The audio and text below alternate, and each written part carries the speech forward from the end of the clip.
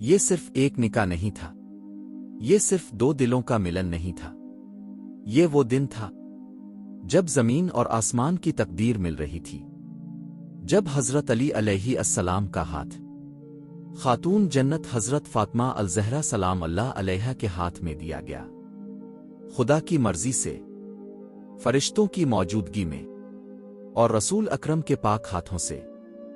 تو آئیے اس تاریخی اور مقدس لمحے کا مکمل واقعہ جانتے ہیں۔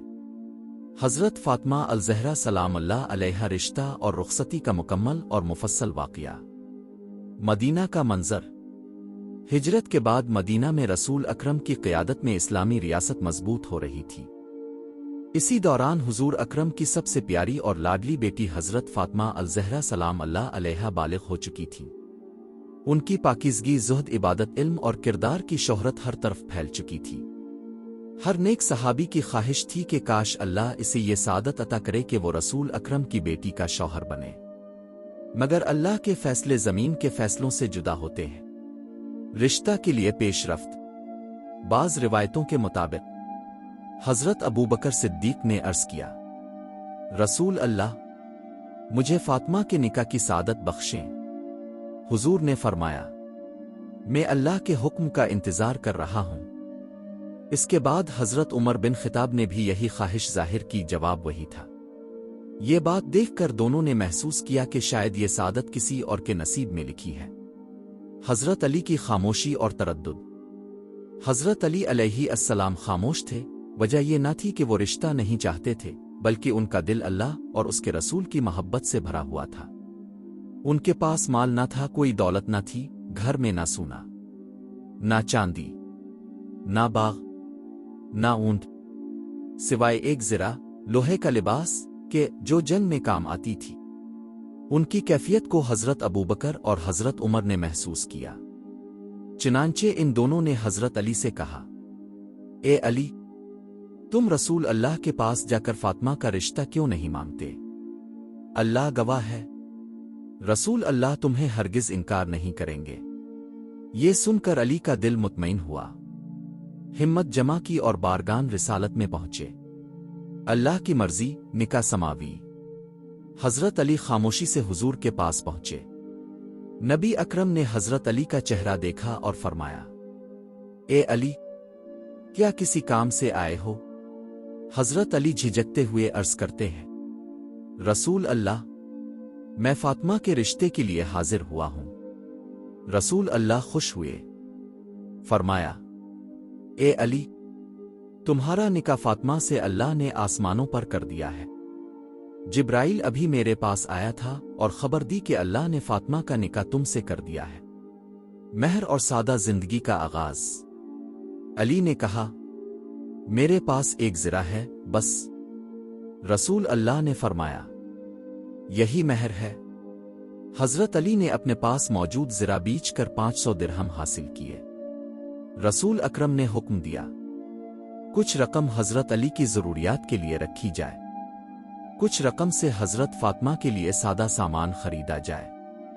حضرت فاطمہ الزہرا سلام اللہ علیہا کے جہیز کی مکمل فہرست: 2 چادریں، ایک یمنی، ایک خالص اونی، ایک پیراہن، ایک پردہ، چمڑے کی چٹائی، کھجور کی لکڑی کی چارپائی، مشکیزہ پانی کے لیے، پیسنے کی چکی، مٹی کے 2 برتن، لوہے کا ایک پیالہ، عطر کی چھوٹی مٹی کی شیشی، نہ تخت، نہ سونے کے زیور، نہ قیمتی ساز و سامان، بلکہ دنیا کے سب سے قیمتی گھر کی بنیاد، سادگی، قناعت، تقوی۔ رسول اللہ نے سامان دیکھ کر فرمایا، اللہ اس قوم پر اپنی برکت نازل فرما جن کی زندگی کا سامان سب سے سادہ ہے۔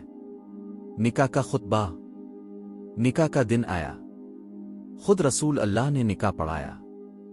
تمام تعریف اس اللہ کے لیے ہے جس کی حمد کے ذریعے ہی وہ حمد کے لائق بنتا ہے۔ اس خطبے میں تقوی، نکاح کی برکت، زوجین کے حقوق بیان کیے۔ صحابہ نے گواہی دی، فرشتے زمین پر آئے، جبرائیل، میکائیل، اسرافیل سب حاضر تھے۔ رخصتی کا دن 1 ذی الحجہ 2 ہجری کی مبارک صبح، مدینہ میں خوشی کی لہر دوڑ گئی۔ رسول اللہ نے خود اپنی بیٹی فاطمہ کو رخصت کیا۔ راستے میں جبرائیل اور میکائیل نازل ہوئے، یہ زمین کا نہیں آسمانوں کا قافلہ تھا۔ حضرت علی نے نیا گھر تیار کیا تھا۔ نبی اکرم حضرت فاطمہ کا ہاتھ تھام کر گھر تک لائے۔ دروازے پر آ کر رکے۔ نبی نے فاطمہ کا ہاتھ پکڑا، علی کے ہاتھ میں دیا۔ فرمایا، علی، یہ اللہ کی امانت ہے تمہارے پاس، اس کا حق ادا کرنا۔ پھر دعا فرمائی، اے اللہ، یہ دونوں تیرے محبوب بندے ہیں، ان پر برکت نازل فرما، ان کی نسل کو بابرکت بنا، ان کے دشمنوں کو ذلیل کر اور ان کے دوستوں کو کامیاب کر۔ رخصتی کے بعد کی زندگی۔